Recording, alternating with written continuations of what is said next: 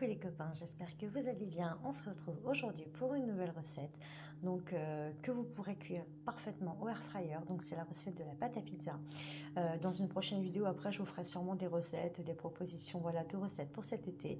En tout cas aujourd'hui on va se concentrer donc sur la pâte à pizza. Pour cela il vous faudra une demi-cuillère à café de sel, 15 g de levure boulangère, 450 g de farine, 150 centilitres de lait, 120 centilitres d'eau et un filet d'huile d'olive.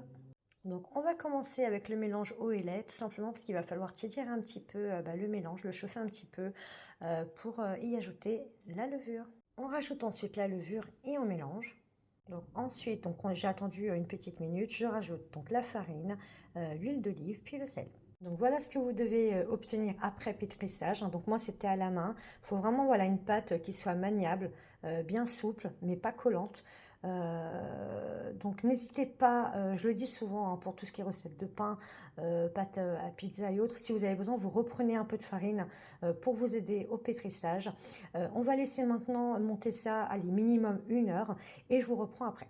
On se retrouve au bout d'une heure. Comme vous pouvez le voir, la pâte a bien monté. Il ne vous reste plus donc qu'à prendre voilà, la quantité de pâte qui vous convient, soit faire des mini pizzas ou des pizzas voilà, taille moyenne. Si besoin, reprenez un petit peu de farine, ça vous aidera à retravailler la pâte.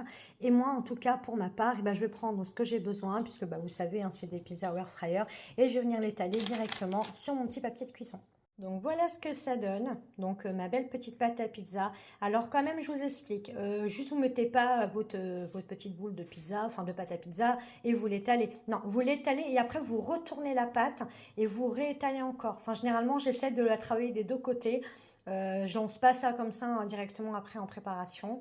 En tout cas, les amis, j'espère que cette petite recette de pâte à pizza qui est quand même super simple, vous avez vu, c'est pas compliqué, vous sera utile, que vous la referez. J'essaierai de vous faire des recettes ce mois-ci pour vous montrer un petit peu le type de pizza qu'on fait à la maison. Là, c'est vraiment une vidéo spéciale pâte à pizza parce que ça m'a été demandé. Maintenant, libre à vous, soit de faire des pizzas à base de sauce tomate, de crème fraîche, il y a tellement de possibilités. Et avec l'été qui, j'espère, un jour arrivera.